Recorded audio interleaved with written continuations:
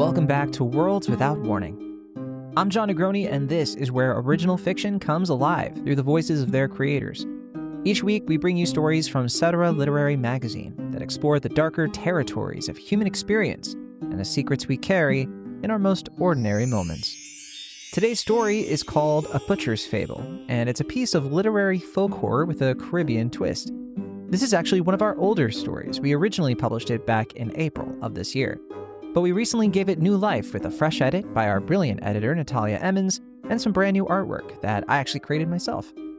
This story is set in a fictional Caribbean coastal town called Bahía Roja, and it follows Juan Albizú, a meticulous butcher whose pristine shop becomes the center of something far more sinister than anyone wants to acknowledge. It's folk horror in the tradition of communal silence and individual denial, where the real terror comes not from supernatural forces necessarily, but from what we refuse to see about ourselves and each other. Without giving too much away, I'll say this.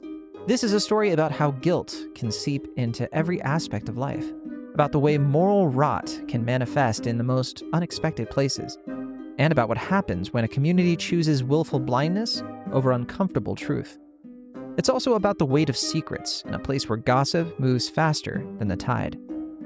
After I read the story, I'm going to share some insights about the cultural influences behind this piece, as well as the tradition of folk horror I was drawing from, and also why I think some of the most effective horror can have almost no explicit horror in it. As always, you can find the written version of this story along with many others over at cetera.substack.com. And with that, here is A Butcher's Fable. A Butcher's Fable. A parable of salt, silence, and the words that cut deep. Written by Jon Negroni, edited by Natalia Emmons, narrated by Jon Negroni. Juan Albizú had always been an industrious man, his shop a narrow sliver of whitewashed stone wedged between the haberdasher and the baker's wife's miserable excuse for a confectionery was a place of unimpeachable respectability.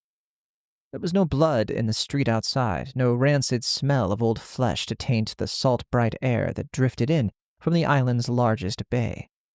The floor, scrubbed nightly with a solution of vinegar and lime, had never known the sticky impertinence of an unclean spill. His knives, of which there were many, gleamed with the light of fanaticism. And yet still the knives had the strangest ability to speak in whispers only Juan could hear. And he could hear them now, even as he pressed his customary geniality upon Pedrito Petances, a child of 7 or 8, the son of one of the dock laborers who had not yet been broken by the certainty of his future. The boy had been sent, evidently against his will, to retrieve a parcel of chorizo, and stood shifting his bare feet in the doorway, eyeing the cool dark of the shop's interior with marked suspicion. Juan wrapped the links in paper and tied them with a crisp knot. "A tidy shop is a trusted shop," his mother liked to say, before she'd gone blind. The women of Bahía Roja bought from Juan because his apron was always white, because the weight of the meat was always fair, because he spoke kindly to their children. Nene," he said, dropping the bundle into the boy's reluctant hands. "Tell your mother I set aside un hueso for broth." Pedrito did not reply. He stared with his small face round as baked bread, unblinking. Juan was about to prompt the boy when he tilted his head and asked, in the light, indifferent tone of a child who had no interest in whether the answer frightened him, "Señor, why does the meat talk to you?" Something cold and thin unfurled itself at the base of Juan's skull. He had for years honed the art of steady hands. His knife did not falter, nor did the well-practiced mechanism of his smile. He laughed, feigning the sound of a man unbothered by childish nonsense. "Ay, nene," he said, taking Pedrito by the shoulder and turning him gently toward the sunlit street. "What a lively imagination you have. Next, you'll tell me the fish complain before the net closes in." The boy hesitated a moment longer then, as if deciding he had spent long enough inside, bolted, his feet striking hard against the dusty cobblestones. Juan waited until the last of the child's echo had vanished before he turned back toward the counter. His eyes fell upon the slab of flank steak waiting to be portioned. The cut was fresh, taken that morning from a cow he had seen walking the previous afternoon, snuffling at the sparse grass outside the slaughterhouse. It had been a good, solid animal, thick about the neck, heavy in the ribs. It had not deserved an easy death, but neither had it suffered an unkind one. And yet, in the hush that settled after Pedrito's departure, there was a noise, a sound so low and close that it might have been mistaken for a sigh. It did not come from outside, nor did it come from Juan. For a long moment, he stayed perfectly still. He listened. The sound did not repeat itself. The only thing that moved was the lazy stirring of a fly somewhere near the door. The meat, of course, was meat. No more, no less. Still, he would trim the fat carefully, all the same. After dinner with his wife, Juan returned to the shop under the indifferent gaze of the moon. The streets of Bahía Roja were empty, save for the occasional muttering of the sea, which always had more to say than strictly necessary. The door swung open at his touch, the scent of cold fat and smoked blood rising to meet him like a faithful dog. A foolish errand, this. He knew it. The boy had been mistaken, or lying, or nothing at all, he told himself, striking a match and watching the flame sputter in the dim. Still, the flank steak waited where he had left it, a long, pale thing upon the counter, lined with threads of glistening yellow fat. He stepped toward it, knife in hand. And then, soft as breath, unhurried, utterly familiar, his own voice, thick with sleep, murmured from the raw sinew.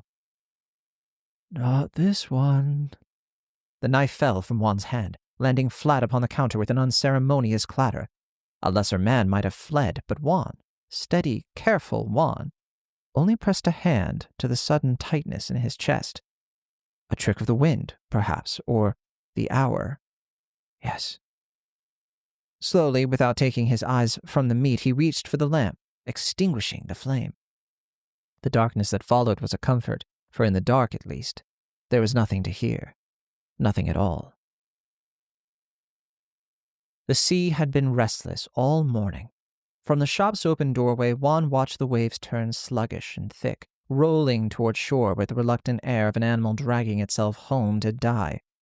The fishermen muttered of bad currents, of things surfacing that had no business leaving the depths. But it was not the sea that unsettled Juan. It was the woman standing in his shop, her lips pinched into a line as she placed a bundle of waxed paper upon the counter. "This," said Dolores Barcelo, the baker's wife, "is talking meat." Juan glanced at the package. "So it complains now." He laughed, a butcher's laugh, warm, solid, as reassuring as the careful fold of a clean apron. Dolores did not smile. "It moaned in the pot, and it sounded like you." Silence, save for the nearby tide pulling itself over the sand in long gasping strokes. Finally, Juan exhaled. Salt does strange things to the ear. The wind as well." Dolores hesitated, uncertain, as Juan unwrapped the bundle, fingers steady. The cut lay there, inert. It was a fine piece, well marbled, fresh. Meat and nothing more. Still, he would burn it. He wrapped it again with slow precision, offered Dolores a new cut, one hand resting lightly on the cleaver. "Aquí no hay misterios," he said gently, and perhaps he meant it. But when she left, he placed the paper-wrapped parcel in the stove, and for a moment, only a moment, the fat sizzled like laughter. Juan had seen storms rise from nothing before, had watched the sky blacken and roil like something alive and furious, but tonight the sea pressed itself against the shore in slow, heavy breaths, as if unwilling to disturb the hush that had settled over Bahía Roja. The town gathered by the docks, voices low and needling. Pedrito had not been seen since yesterday. His mother's face was drawn, her hands knotted in her apron as she spoke to Juan's wife, Isabelina. Juan watched from his shop, sleeves rolled high against the humidity, a careful frown arranged upon his face. A missing child was a tragedy, yes, but it was not his tragedy.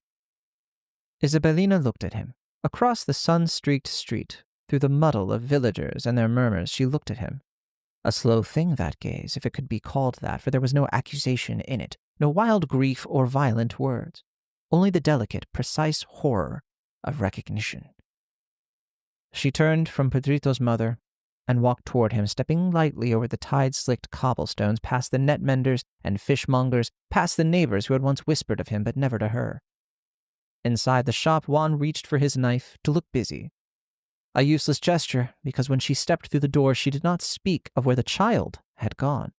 She only said, very quietly, "Tell me he never had your eyes." The night fog came in thick, curling under the door in slow, creeping fingers.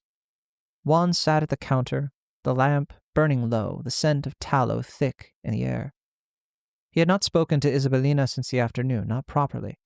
She had stood at the kitchen table watching him with that unbearable stillness, that awful knowing quiet, and then, as if something in her had made a final decision, she had left. Now, outside, voices tangled in the night air. They were calling for someone. Juan set down the whetstone, his hands bloodless from how tightly he had been gripping the blade. The voices swelled into name. Isabelina's name. A man's voice tore through the crowd, the drunk from the cafe. "The meat's been speaking. You think we don't hear it? It repeats her name. It says she knows."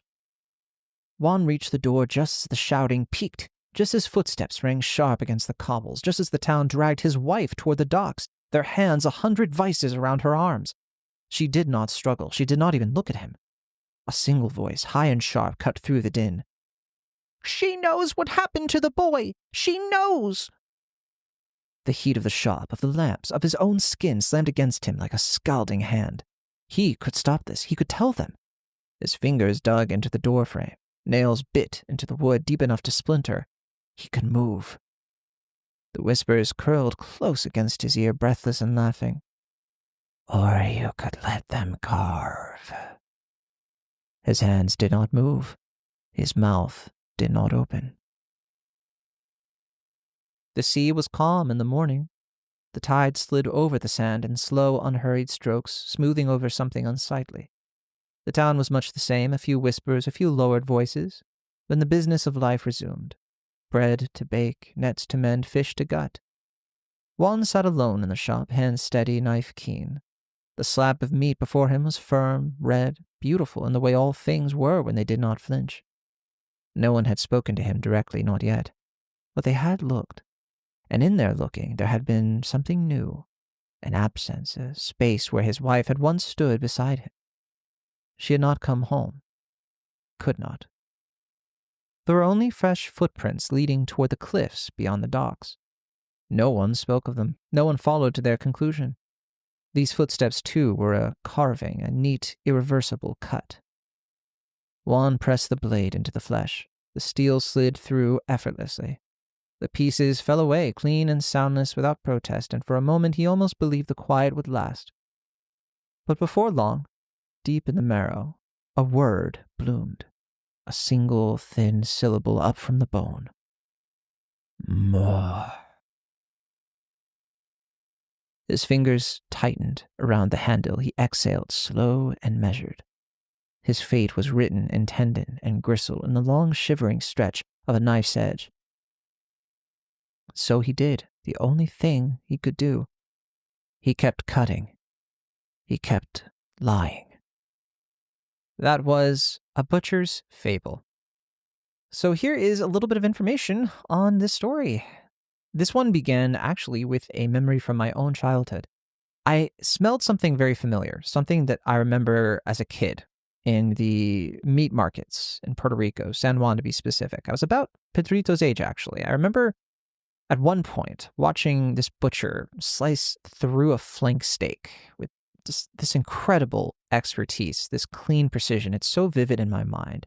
And that smell brought that memory back to me. It made me wonder what happens when somebody who is so meticulous with their work has to face something they can't explain, like the meat itself speaking back to them.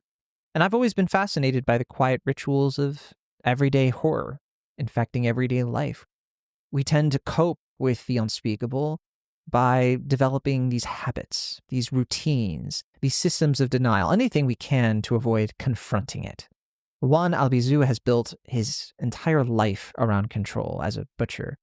He has his sharp knives, his clean floors, his very steady hands, but he cannot prevent the slow leak of rot within himself. As I talked about at the beginning, this is folk horror not in the conventional sense of things like cults or ancient rituals, but in the older, quieter tradition of communal silence, individual moral failings.